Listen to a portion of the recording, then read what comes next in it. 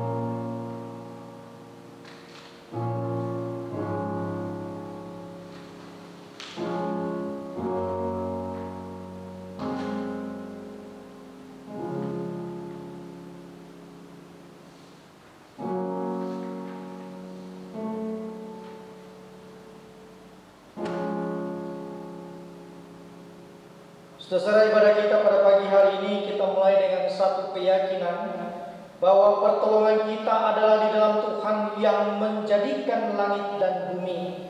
Turunlah kiranya atas kita sekalian anugerah dan damai sejahtera daripada Allah Bapa, Allah Putra, dan Allah Roh Kudus. Amin. Saudara, di dalam masa mengingat kenaikan Kristus Yesus sebagai pemenang dan yang memberikan kehidupan, dengarkanlah panggilan beribadah yang terambil dari Wahyu 21 ayat yang ke-6. Demikianlah firman Tuhan.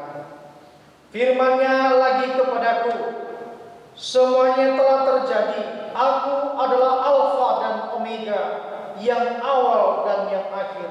Orang yang haus akan kuberi minum dengan cuma-cuma dari mata air kehidupan.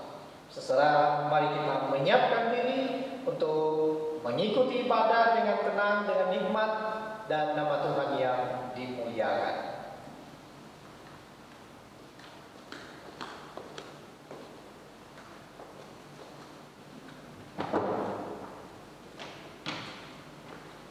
Saudara-saudara yang dikasihi oleh Tuhan, mari kita menyambut Sang Raja, Raja di atas segala raja. Mari kita persembahkan hati yang terbaik, dan mari kita nyanyikan dengan suara lantang, Nobatkanlah Raja, KPPK nomor 10.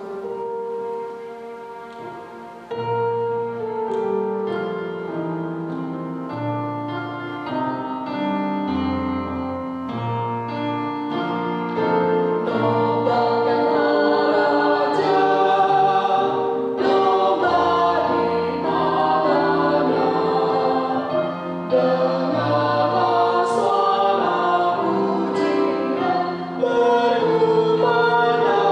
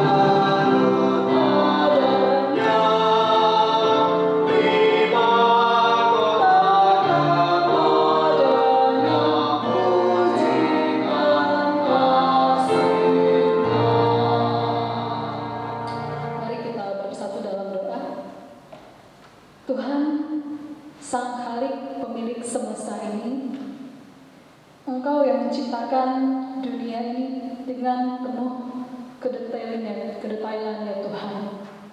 Engkau mengatur segala isi dunia dan itu mengherankan kami Tuhan.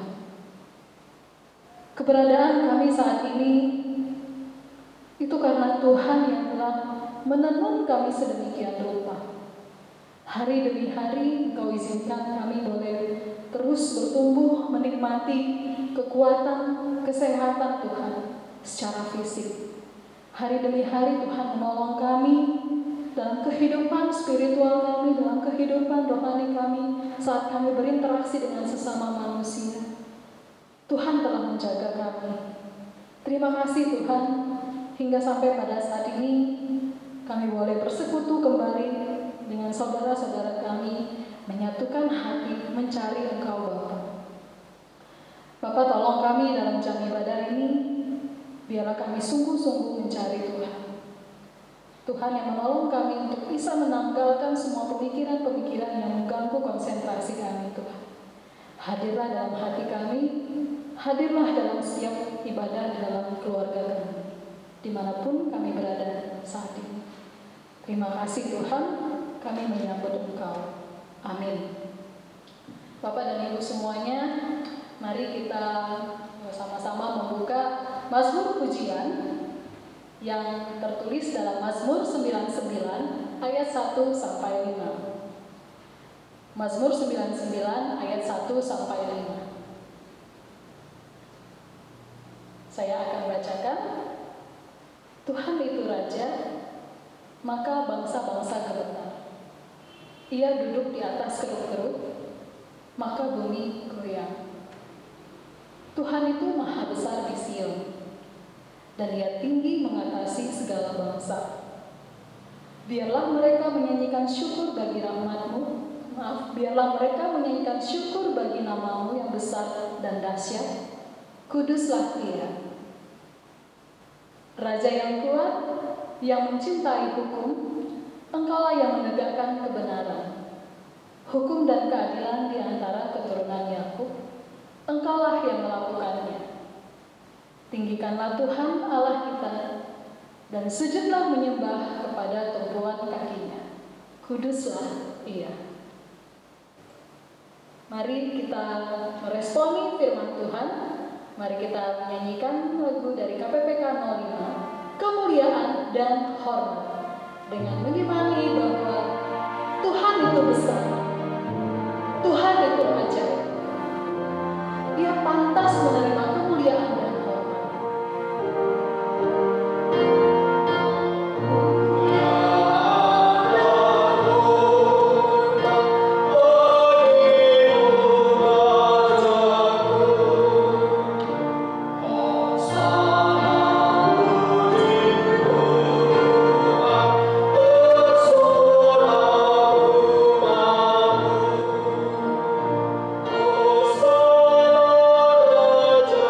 God.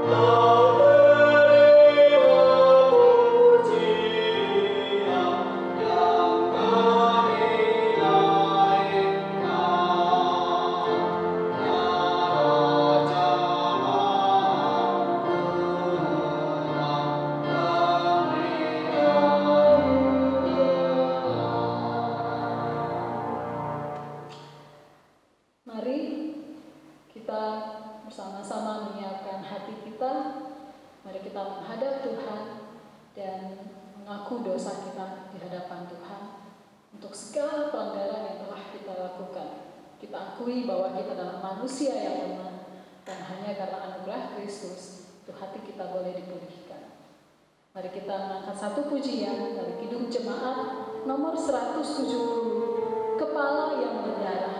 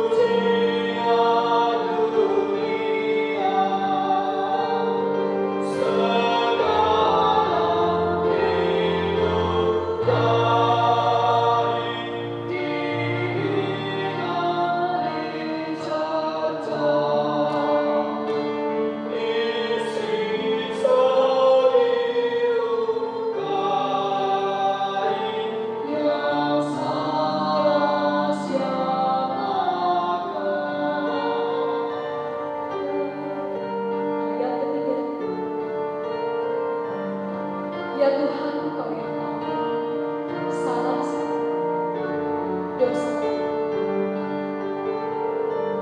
Ya Tuhan yang Kau tahu, yaitu salahku,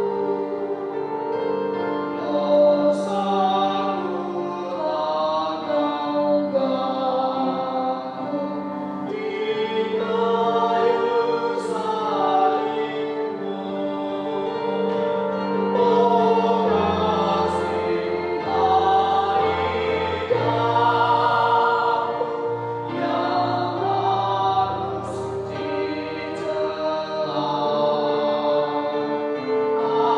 Ampunilah amamu, beri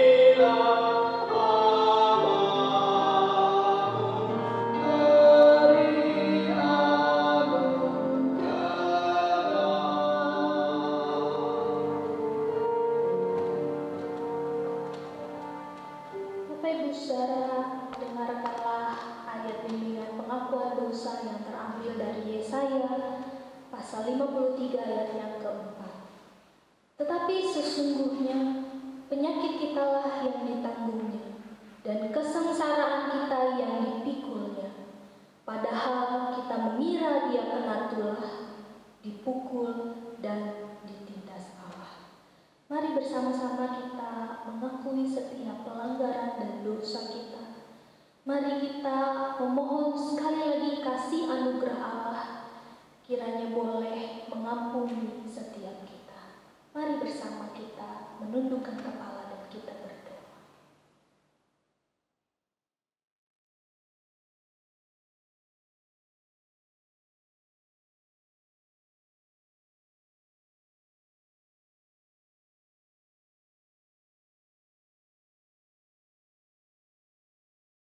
Ya Tuhan Allah kami, dalam tangan-Mu lah kami memberikan hidup kami sepenuhnya. Di dalam kelemahan dan keterbatasan kami, Tuhan, kiranya Engkau Allah yang mau mengampuni setiap pelanggaran dan dosa-dosa kami. Sesungguhnya kami tidak mampu dengan kekuatan kami sendiri, untuk membebaskan diri kami dari hukuman atas dosa-dosa kami. Namun karena kasih-Mu yang begitu besar bagi setiap kami, Kau menyediakan diri, memberikan anak yang tunggal bagi setiap kami.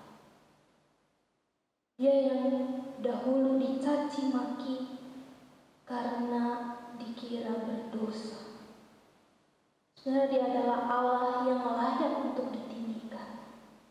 Dan Dia Allah yang layak untuk dipuja dan diagungkan. Karena begitu besar kasih-Nya, Dia rela menanggung setiap hukuman dan dosa yang seharusnya menjadi milik kami.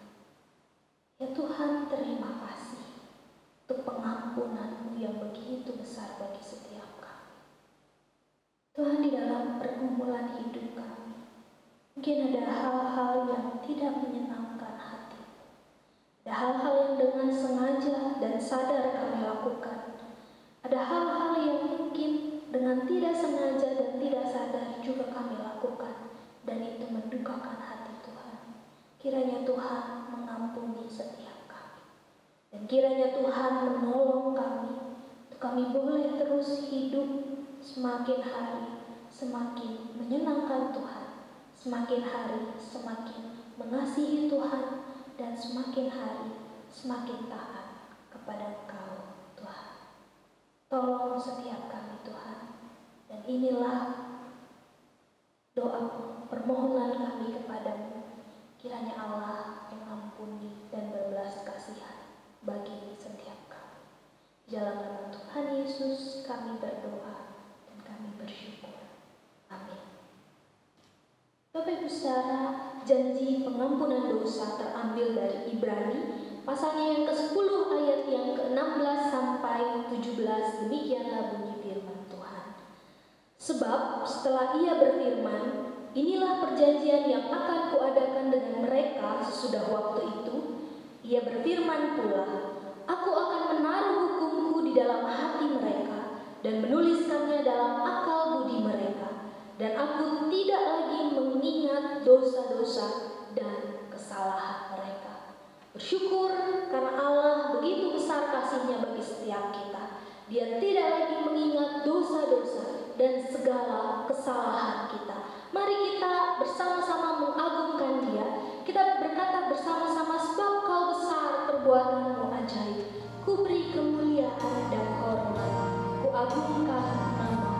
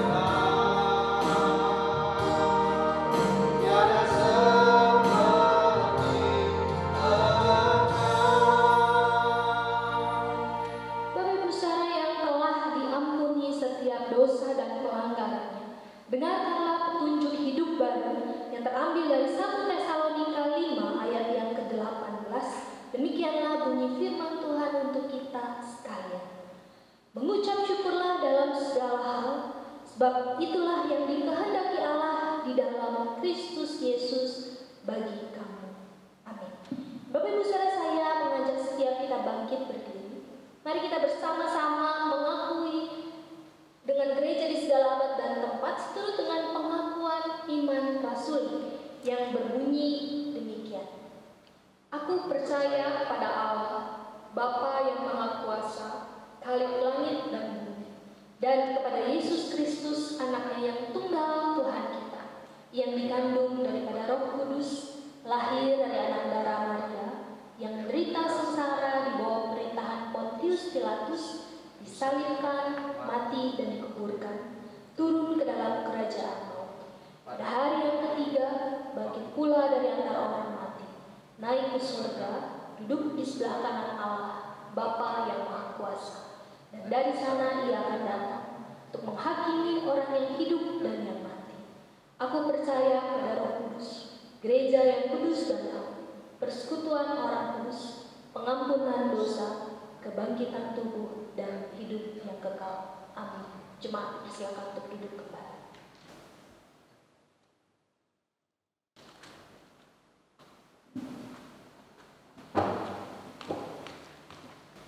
Saudara-saudara yang dikasihi Tuhan, kini saatnya kita akan diisi dengan kebenaran firman Tuhan.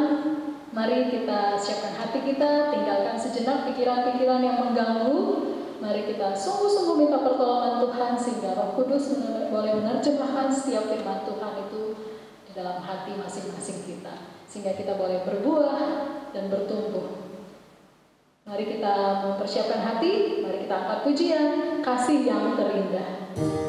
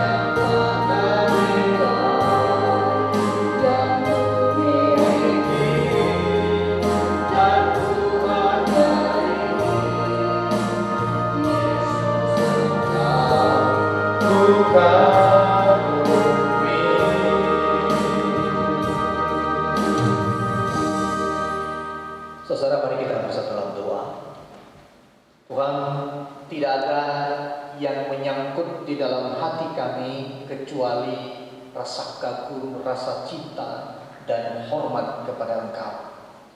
Kami bersyukur bahwa Tuhan masih menolong, Tuhan masih memelihara dan menjamin kehidupan kami hingga pada saat ini.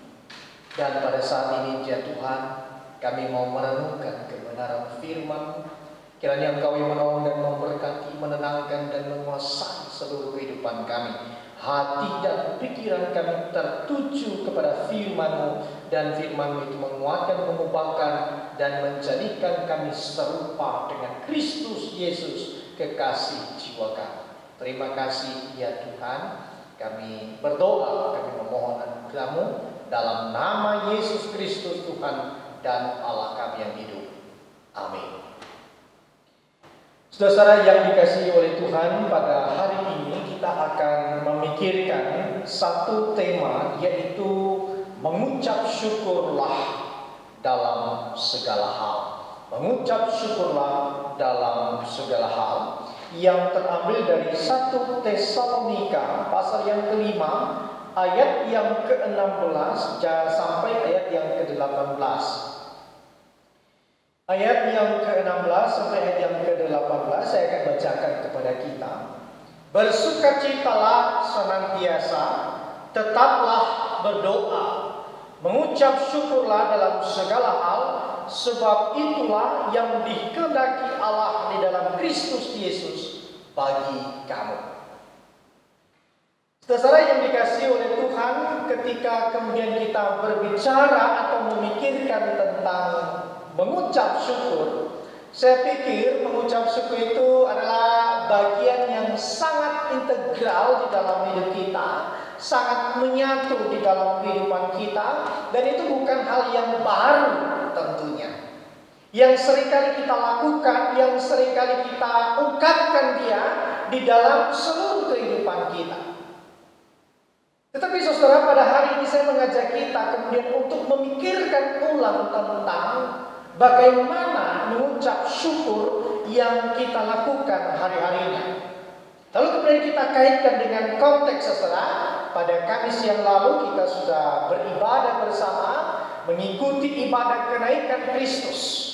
Nah, kita kaitkan ucapan syukur kita itu dengan peristiwa naiknya Kristus di surga. Lalu kemudian di dalam penantian kita akan kembalinya Kristus bersama dengan kita.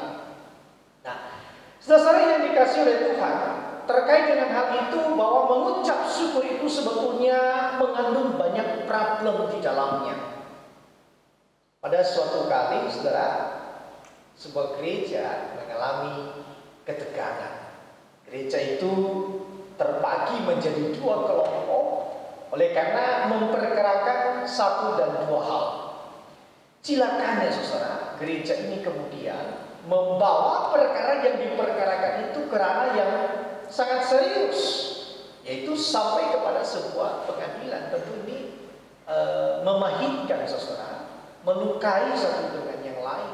Oleh karena apa? Bagaimana perkara di dalam gereja itu lalu kemudian dibawa sampai kepada ranah pengadilan yang kita setuju saudara, sebetulnya tidak ada keadilan di sana. Tempat di mana keadilan, tidak ada keadilan di sana. Tetapi bayangkan saat ini gereja masuk di sana dan melakukannya. Lalu kemudian di dalam perkara itu saudara, satu kelompok kemudian dinyatakan itu menang.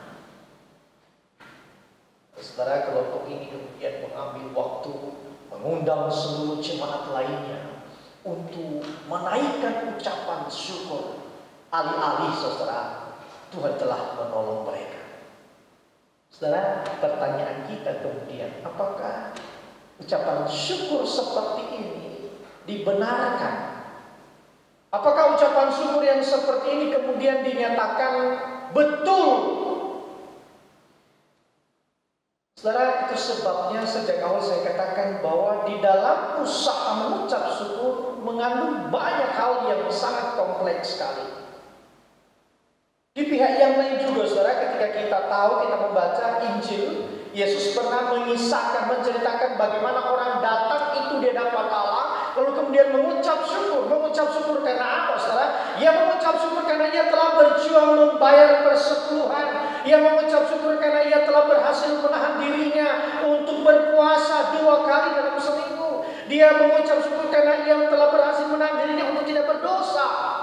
Lalu kemudian ketika ia melihat orang yang di belakangnya adalah seorang yang fasik, adalah seorang yang berdosa, adalah seorang yang tidak mengenal Allah. Lalu kemudian ia bersyukur kepada Tuhan dan dia berkata, oh Tuhan, saya mengucap syukur, saya tidak seperti orang yang ada di belakang itu. Pertanyaannya kemudian, saudara, apakah mengucap syukur seperti itu bisa dikatakan betul atau benar? Seringkali mengucap syukur itu, saudara, hanya berfokus kepada diri kita. Kita mengucap syukur, kita menjadi sehat. Oleh karena apa? Kita melihat ada orang yang sakit di sana. Kita mengucap syukur karena kita usaha kita lancar. Oleh karena apa? Kita melihat ada orang yang tertatih di dalam usahanya. Dan segala macam motif yang lainnya, saudara, yang pada akhirnya berujung kepada pembenaran diri kita itu sendiri. Kita mengucap syukur karena keadaan kita baik, karena kita benar, dan segala sesuatu yang indah itu terjadi dalam kehidupan kita, sementara orang lain itu mengalami hal-hal yang buruk. Saudara yang dikasihi oleh Tuhan, ucapan syukur itu sebetulnya adalah ekspresi, ungkapan keterkoneksi dengan Tuhan. Ada relasi yang baik dengan Tuhan. Maka sebetulnya di sanalah muatan, motivasi, alasan, dasar daripada orang itu mengucap syukur. Ketika kemudian orang mengalami keterkoneksi dengan Tuhan, ada relasi, ada keharmonisan dengan Tuhan, maka sebetulnya ungkapan syukurnya itu adalah hasil, adalah mengekspresikan kepada ketundukan, terekspresi di dalam pengakuan bahwa Allah itu berdaulat, Allah itu berkeputusan, Allah itu berketetapan, Allah itu dikdaya di dalam hidup ini. Sementara kita, saudara, kita itu tidak ada apa-apanya. Saudara, itu motif, itu dasar, itu alasan daripada mengucap syukur sebetulnya adalah ketaklukan diri yang hina ini di hadapan Allah yang suci dan yang mulia itu. Izin tanya Bapak Ibu Saudara yang dikasihi oleh Tuhan, bagaimana dengan ucapan syukur kita hari-hari ini? Kepada siapa kita mengucap syukur? Untuk apa kita mengucap syukur?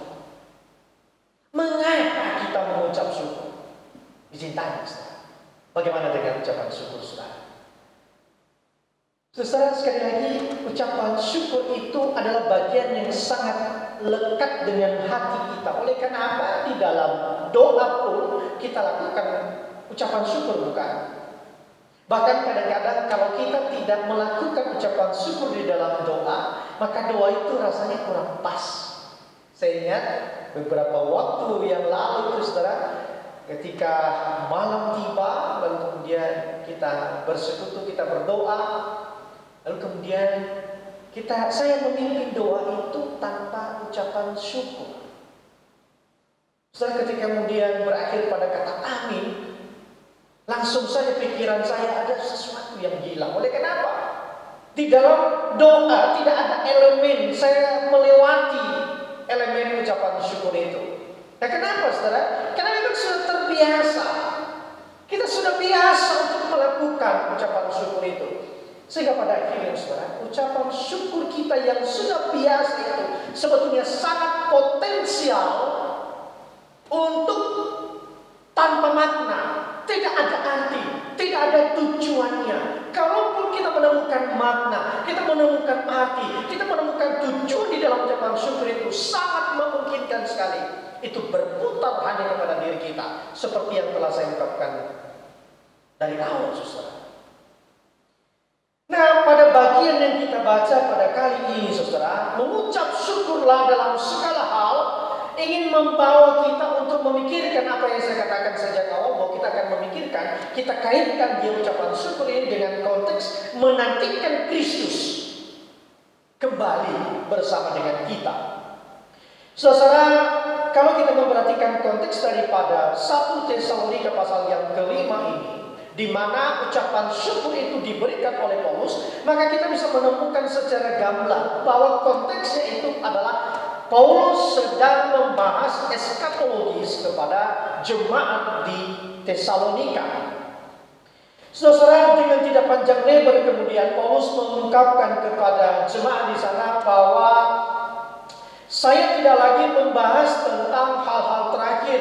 Hari Tuhan itu bagaimana datangnya. Kamu tahu, saudara, bahwa hal itu datang seperti pencuri tiba-tiba. Tidak ada orang yang tahu, tidak ada orang yang menduga. Itu sebabnya, saudara, kalau kemudian ada orang yang memulai mencoba berspekulasi tentang datangnya Tuhan, apalagi dalam konteks corona ini, saudara, orang kemudian melakukan spekulasi bahwa sebentar lagi Tuhan akan datang. Hati-hati, saudara. Oleh karena kedatangan Kristus yang kembali, hari Tuhan yang dimaksudkan oleh Paulus di sini, datangnya seperti pencuri dan tidak ada satupun yang tahu. Itu sebabnya jangan hiraukan kalau ada orang-orang yang kemudian menata waktu, menimbang dan segala sesuatunya itu, menetapkan bahkan hari, tanggal, jam Kristus datang kembali. Itu semua palsu. Oleh kenapa? Sekali lagi jelas Alkitab mengatakan bahwa hari Tuhan Kristus datang kembali itu terjadi secara tiba-tiba.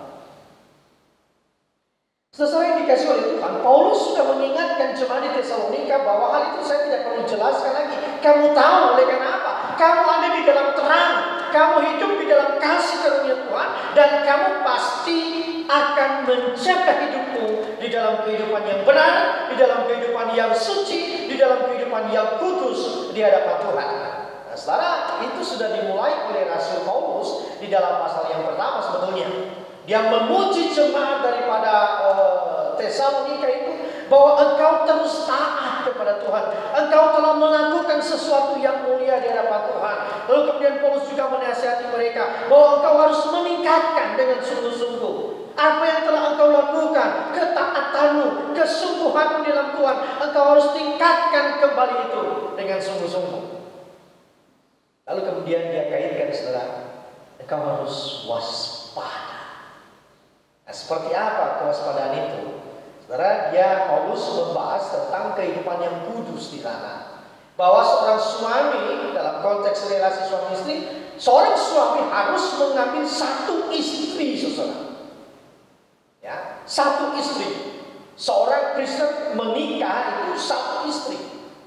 Bagi suami, bukan dua istri, bukan tiga, saudara. Kenapa Paulus mengatakan itu? Supaya engkau tidak masuk di dalam percabulan.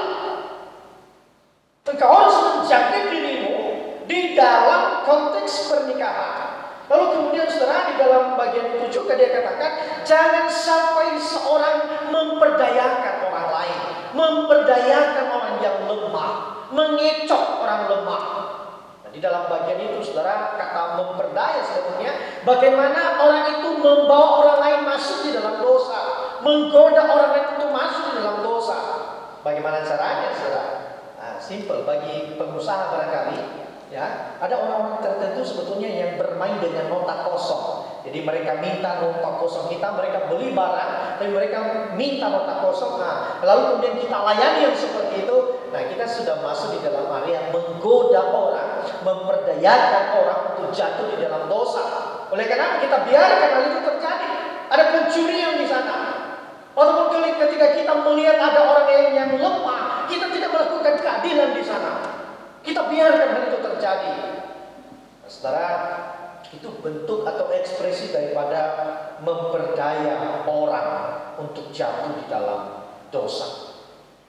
Saudara, di dalam bagian itu kita melihat di dalam ayat yang ke-12 sampai ayat yang ke-15, Rasul Paulus mengingatkan jemaat secara komunal. Nah, lebih spesifik nanti kalau kita baca sebetulnya dalam ayat yang ke-12 itu soal bagaimana engkau menghormati hamba Tuhan. Bagaimana engkau memberikan perhatian yang serius, respect dengan mereka. Oleh kenapa? Mereka yang membawa, mereka yang berjaga-jaga terhadap jiwamu, terhadap hatimu, untuk tetap mencintai Tuhan. Engkau harus respect kepada mereka. Lalu kemudian engkau harus saling menegur satu dengan yang lain secara saudara seiman, saudara. Jadi hal yang diajarkan oleh Paulus. Menjaga khususnya pada waktu itu memang adalah ada orang-orang yang tidak tertib hidupnya. Orang yang tidak tertib hidupnya pada waktu itu dimaksudkan saudara adalah orang-orang yang memahami eskatologis itu secara keliru. Hidup mereka tidak beraturan. Mereka berfoya-foya sebentar lagi Tuhan datang, ayolah kita nikmati hidup ini. Mereka tidak mau bekerja. Kalau kita baca nanti di dalam 2 Tesalonika, Paulus sangat serius dengan itu. Yang tidak kerja, jangan makan. Ada kesalahan eskatologis di sana, saudara. Ada kesalahan menantikan hari Tuhan. Maka Paulus mengingatkan jemaat sebagai tubuh Kristus, engkau harus saling mengingatkan, engkau harus saling merawat satu dengan yang lain. Ingatkan orang yang lemah, yang keliru hidupnya, yang keliru konsepnya, supaya dia kembali kepada Tuhan. Saudara, itu yang dimaksudkan oleh Paulus di dalam ayat yang ke-12 sampai ayat yang ke-15. Secara komunal.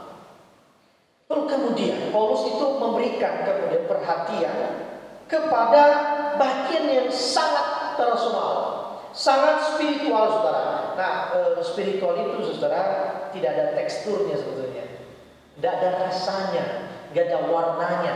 Yang tertampak itu adalah buah.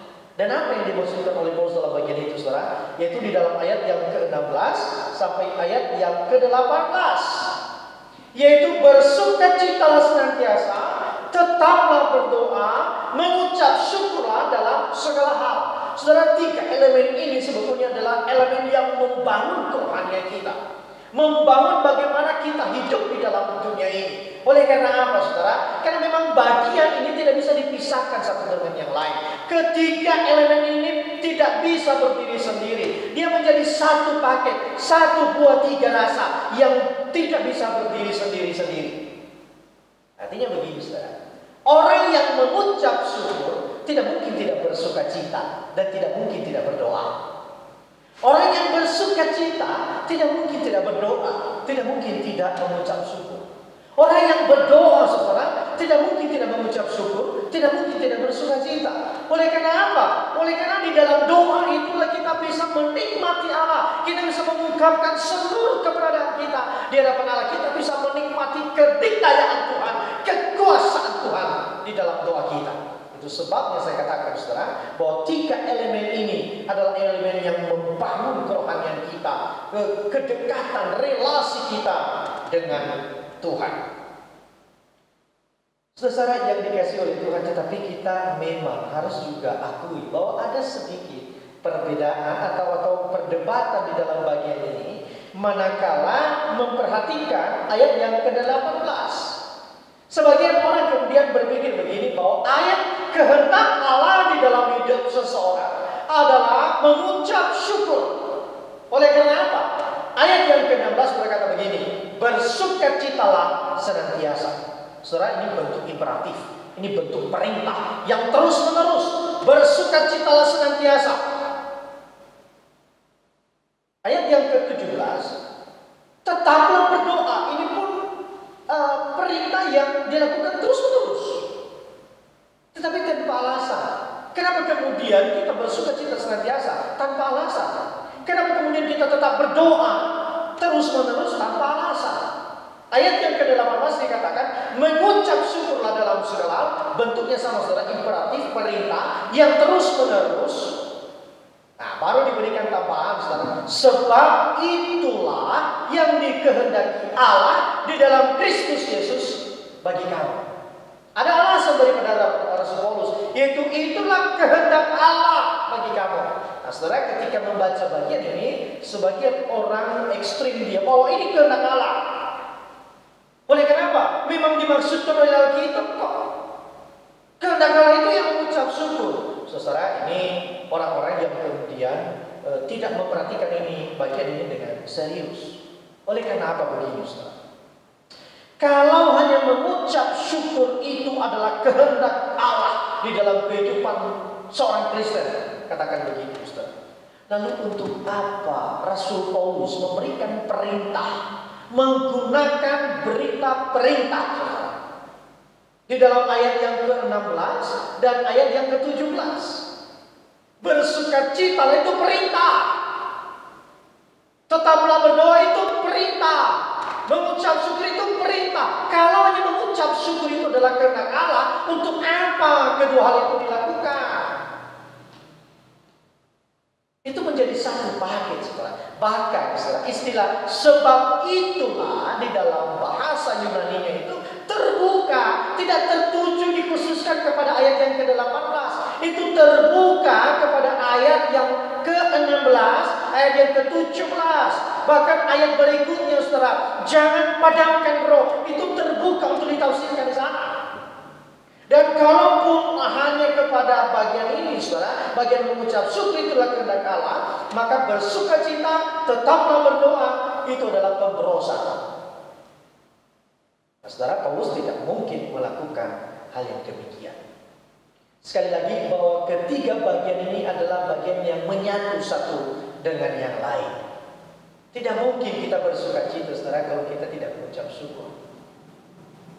Nah, menariknya kemudian, saudara, ketiga bagian ini berakar dari satu sumber. Ya, baik itu bersukacita, baik itu tetaplah berdoa, baik itu mengucap syukur, akarnya cuma satu. Apa itu? Yaitu di dalam Kristus Yesus. Itulah kehendak Allah di dalam Kristus Yesus bagi kamu. Pertanyaan kita kemudian, apa maksudnya di dalam Kristus Yesus? Saudara, kalau kemudian kita bicara tentang frasa ini, di dalam Kristus Yesus, en Kristo, maka itu konsep yang sangat luas sekali. Itu sebabnya saya setuju dengan seorang penafsir yang bernama G.K. Bale, saudara. Dia berkata begini, bahwa kalau kemudian orang menaikkan ucapan syukur kepada Tuhan, mestinya ungkapan ucapan syukurnya itu di dalam bingkai karya Kristus Yesus. Karya Kristus yang mana, saudara? Karya Kristus yang menyeluruh, saudara, termasuk di dalam penebusannya, termasuk di dalam kematiannya, termasuk di dalam penderitaannya, termasuk dalam kebangkitannya, termasuk di dalam kenaikannya, termasuk dalam seluruh karya Kristus. Di sanalah ungkapan syukur orang Kristen itu muncul. Jadi GKBL ini berkata bahwa bukan keadaan sulitnya, bukan keadaan baiknya engkau mengucap syukur, bukan karena alasan itu, tetapi lagi-lagi sudut pandangnya itu, saudara, di dalam Kristus Yesus yang telah mati, yang telah bangkit, yang telah naik dan telah menjamin kehidupan kita. Di sanalah ungkapan syukur orang Kristen itu ada. Maka saudara yang dikasihi oleh Tuhan, sederhananya begini. Ketika kita menaikkan ucapan syukur kita kepada Tuhan, entah apa kondisi yang kita lakukan, mungkin karena kita usaha kita baik, mungkin karena kita mengalami kesehatan, mungkin karena kita sudah menikah, maka ataupun anak kita menikah dan segala macam yang kita lakukan itu, hendaklah ketika kita menaikkan ucapan syukur itu, tiba-tiba secepat mungkin pikiran kita itu harus dibawa kepada pengertian, kepada karya Kristus di atas kayu salib. Secepat mungkin kau bawa pikiran itu. Oh ya, karena Kristus. Dari yang saya katakan tadi, bahwa ucapan syukur kita itu, saudara, kita kaitkan dengan kembalikan Kristus yang kedua kali. Itu membawa pembaharuan di dalam hidup kita. Saudara, saya mau katakan begini, kalau saudara mengingat karya Kristus, saudara tidak mengalami apa-apa, gemetar gelisah pun tidak. Saudara perlu bertobat. Perlu bertobat. Kalau saudara tidak mengalami apa-apa ketika mengingat karya Kristus itu. Oleh karena itu karya yang luar biasa.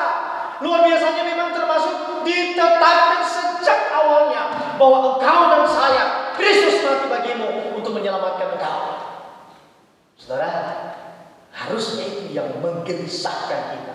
Sekali lagi, kalau saudara tidak mengalami kegelisahan ketika mengingat karya Kristus, saudara harus bertobat dan terima Kristus sebagai juru selamat. Saudara yang dikasihi oleh Tuhan, bagaimana dengan ucapan syukur saudara? Apakah hanya bicara tentang diri kita sendiri? Apakah hanya bicara tentang keluarga saya? Atau untuk menampilkan siapa saya? Siapa keluarga saya?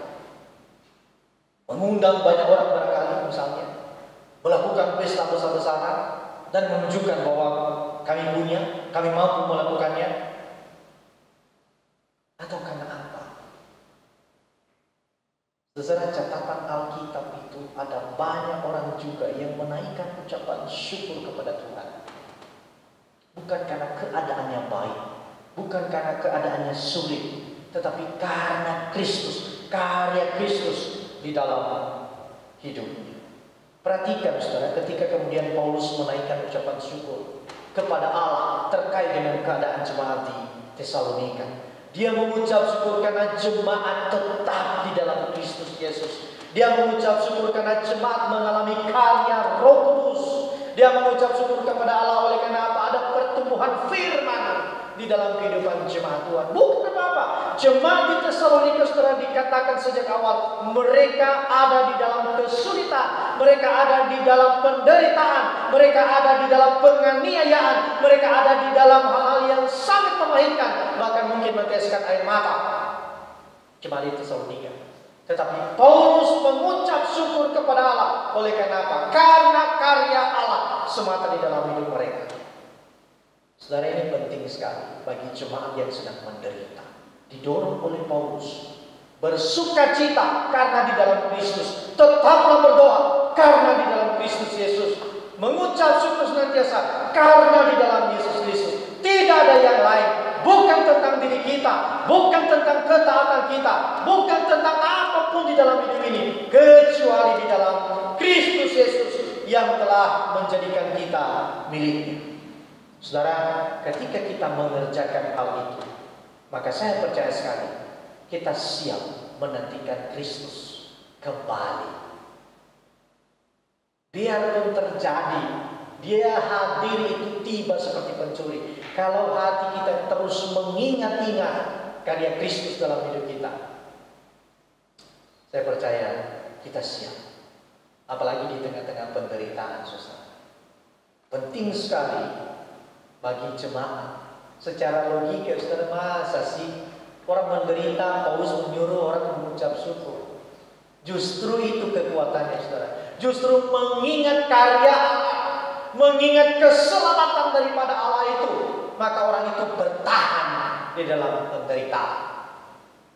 Saudara, sekali lagi, mengucap syukur dimaksudkan karena itu kehendak Allah di dalam diri kita, di dalam Kristus Yesus. Sekali lagi, itu terkait dengan pertobatan. Saudara, mengucap syukur oleh karena sehat itu bukan sekedar pemanis lidah, saudara. Itu perlu kita juga jaga kesehatan. Mengucap syukur karena usaha kita lancar, itu tidak semata-mata usaha lancar. Di tengah-tengah keadaan yang sangat sulit ini, saudara, kita dituntut untuk berbagi. Oleh karena memang itu panggilan kita, bukan hidup untuk diri sendiri, tapi kita menghadirkan rasa cinta, kasih kepada orang lain. Kita mengucap syukur, misalnya, waduh, anak-anak sehat, Tuhan beri berkatnya. Bukan sekedar anak sehat, tetapi juga Tuhan menuntut di sana engkau harus mengajar anak itu di dalam iman kepada Kristus Yesus. Tak sekedar engkau menyuap, memberikan makanan kepada dia. Tidak, saudara. Poin saya ini mengatakan ini, saudara, bahwa ucapan syukur kita di dalam Kristus Yesus itu harusnya membuat kita mengalami transformasi hidup, mengubah kehidupan kita. Maknanya di sana, saudara, kita mengalami Kristus, kita mengalami anugerah daripada Allah, itu mengubahkan kehidupan kita. Saudara, biarlah kebenaran ini menguatkan, mengingatkan, menegur, dan mengakarkan kita di dalam Kristus Yesus. Sehingga ucapan-ucapan syukur kita itu berdasar, beralasan sesuai dengan ajaran firman Tuhan. Mari kita berdoa. Tuhan, kami sungguh menaikkan ucapan syukur kami oleh karena Engkau terus bersuara, Engkau terus memberkati, Engkau terus mengingatkan kami, Engkau terus menuntun kami dengan gada dan tongkat-Mu, ya Tuhan, untuk hidup kami makin merupa Engkau sebagai juru selamat kami. Terima kasih untuk firman-Mu. Berkati jemaat Tuhan dimanapun berada pada saat ini. Biarlah firman ini menjadi kekuatan di dalam hidup mereka menjalani hari-hari yang Tuhan izinkan mereka alami. Terima kasih Tuhan. Di dalam nama Yesus Kristus kami berdoa dan mengucap syukur. Amin.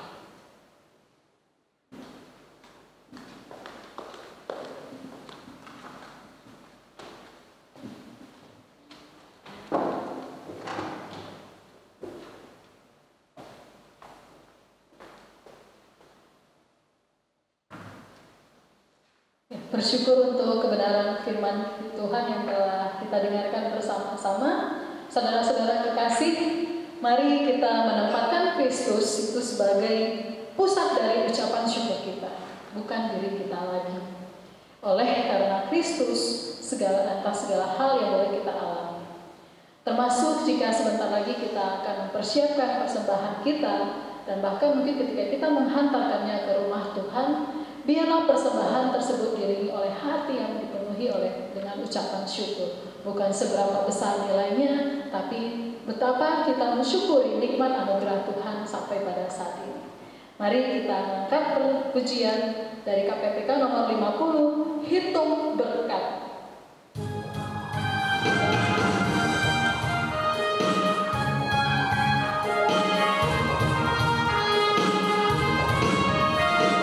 Bila gelombang kehidupan menimpa, hati jadi takut dan putus asa. Jangan lupa berkat Tuhan itulah, pasti kau terjaga akan karunia. Hitung berkat satu persatu, jadi apa karya Tuhanmu. Hitung berkat satu persatu, adakah beban membuatmu menekan? Adakah beban membuatmu menekan? Dan salib yang kau pikul melelahkan. Hitung berkatnya pasti bakal lega. Kau kan berkhianat terus memujinya. Hitung berkat satu persatu, jadi apa karya Tuhanmu.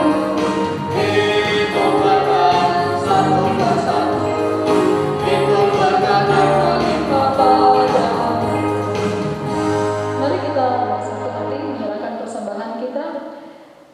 Bapa, kami bersyukur Tuhan, bukan sekadar ucapan syukur Tuhan, namun kami sungguh-sungguh menyadari Tuhan begitu baik bagi kami. Tuhan telah menolong kami hingga sampai pada saat ini. Tuhan telah memberikan kami nikmat anugerah-Mu secara baik kami sadari maupun kami tidak sadari. Terima kasih Tuhan untuk berkat-berkat-Mu yang boleh kami nikmati. Dan kini kami persembahkan sebagian dari apa yang Tuhan telah berikan bagi kami. Kiranya ini boleh menjadi berkat bagi rumah-Mu Tuhan. Boleh terus mendukung pelebaran kerajaan. Terimalah persembahan kami ini Tuhan. Di dalam dan demi nama-Mu Yesus Kristus kami berdoa. Amin. Saudara-saudara sekalian, mari kita mendengarkan berita penggembalaan dari hamba Tuhan.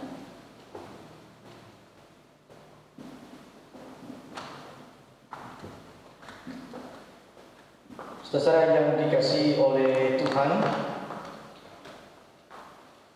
kita terus membawa bangsa dan negara kita. Mungkin kita di Nias masih terhitung zona hijau, tapi kalau kita kemudian mengikuti, memperhatikan berita-berita yang ada, saudara, penyebaran COVID-19 ini dalam tanda petik, saudara, makin menggila. Ya, kita tidak tahu apakah karena kelalaian masyarakat ataupun kelonggaran daripada aturan pemerintah. Saudara, kita tidak tahu, tapi kita berdoa supaya Tuhan memberikan hikmat kepada setiap anggota masyarakat ini ambil bagian untuk mendukung berhentinya penyebaran ini dengan mematuhi anjuran-anjuran yang ada. Saudara, kemudian kita juga berdoa untuk gereja-gereja Tuhan yang ada di Nias ini.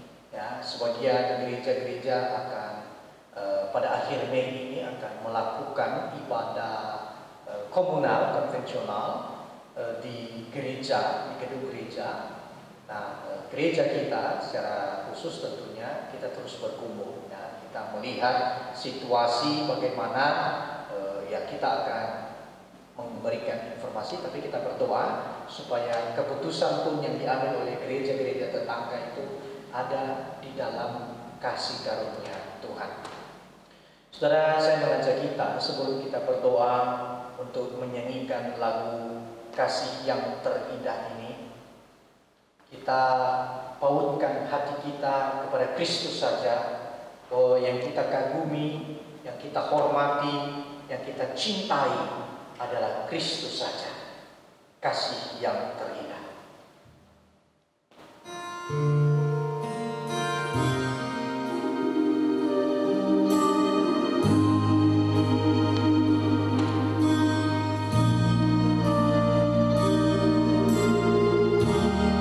Kasih yang terindah, hati yang mulia.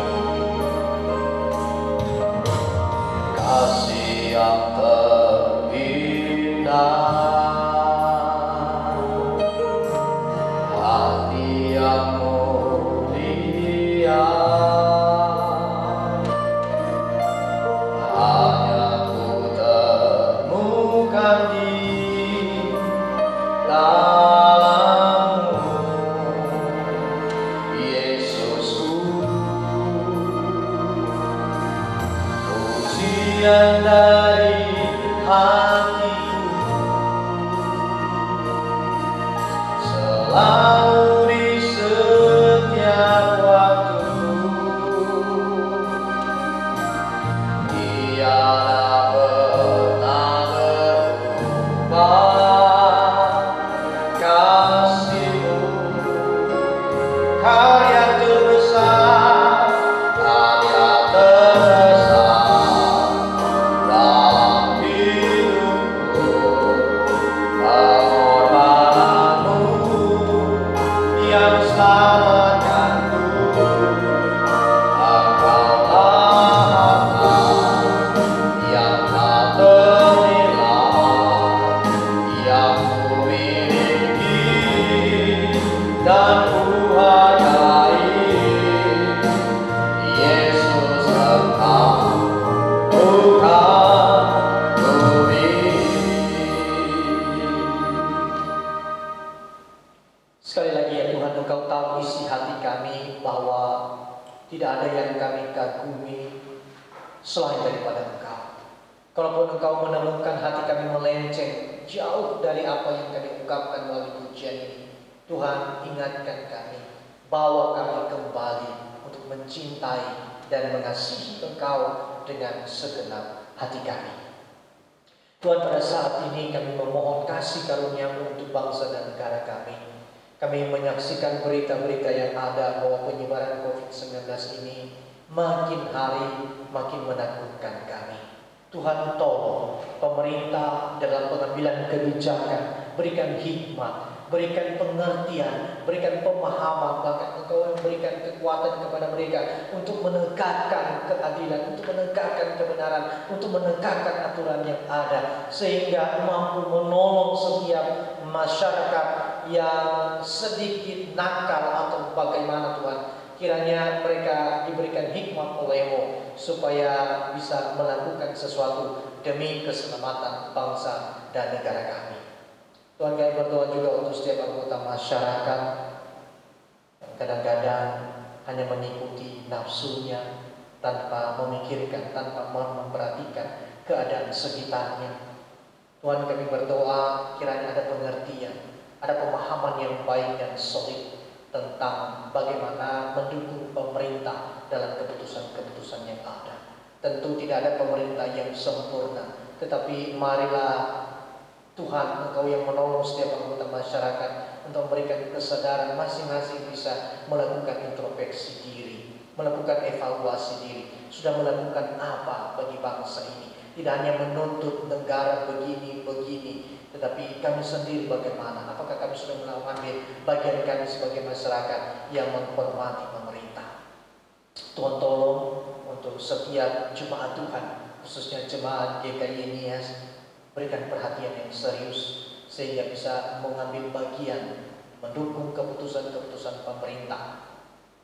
Terima kasih ya Tuhan, kami berdoa untuk tim medis di sana sini tersebar berita, ada kelelahan, ada permohonan-permohonan yang sebetulnya meneteskan air mata Tuhan. Kami tidak bisa mendukung mereka secara dekat, tetapi biarlah Allah sendiri yang menolong, memberikan kekuatan, memberikan kesabaran. Mereka juga rindu keluarga, mereka rindu mencium anak-anak mereka, mereka rindu memeluk istri suami mereka. Kalau pada akhirnya banyak yang berguguran juga meninggal karena penyebaran COVID-19 ini, Tuhan tolong keluarga yang tertinggal, berikan penguatan, berikan hikmat-Mu, berikan sukacita yang daripada Engkau yang tidak ditawarkan oleh dunia ini. Itu sebabnya Tuhan kami mohon kiranya kasih karunia-Mu cukup bagi rekan-rekan kami medis ya Bapa. Hiburkan mereka, balaskan seluruh jerih lelah mereka sesuai dengan keputusan kehendak. Terima kasih ya Bapa. Kami menyerahkan juga untuk setiap kami jemaat GKI Nias, Tuhan tolong berkati jemaat-Mu, iman mereka berakar dalam Kristus Yesus, melihat masa-masa sulit ini adalah masa untuk memandang kepada Kristus Yesus, bukan kepada yang lain. Hiburkan mereka yang terluka, kuatkan mereka yang putus asa, bahkan jika Tuhan berkenan, sembuhkan mereka yang sakit. Terima kasih ya Tuhan, kami membawa doa dan harapan kami ini tiada lain selain di dalam Yesus Kristus, Tuhan dan Allah kami. Dengarlah doa kami ya Tuhan, tetapi jangan kehendak kami yang jadi, melainkan kehendak-Mu saja. Dalam nama Yesus Kristus kami berdoa. Amin. Saudara, saya mengajak kita untuk bangkit berdiri dan kita akan menyelesaikan ibadah kita dan kita nyanyikan doksologi. Puji Allah.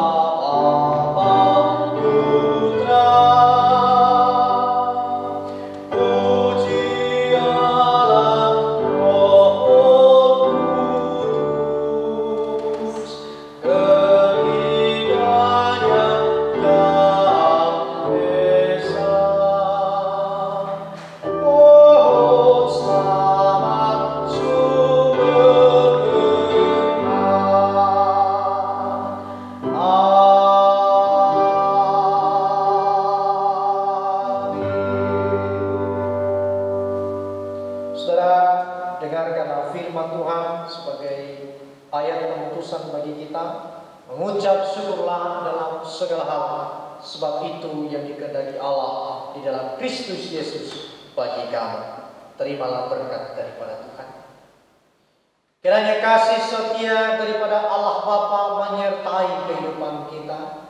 Kiranya kelegaan di dalam Yesus Kristus menjadi pengalaman kita. Dan kiranya penghiburan, penginsafan dan pertolongan daripada Allah Roh Kudus senantiasa hadir dalam kehidupan kita sampai kita berjumpa kembali dengan Kristus Yesus. Haleluya. Amin.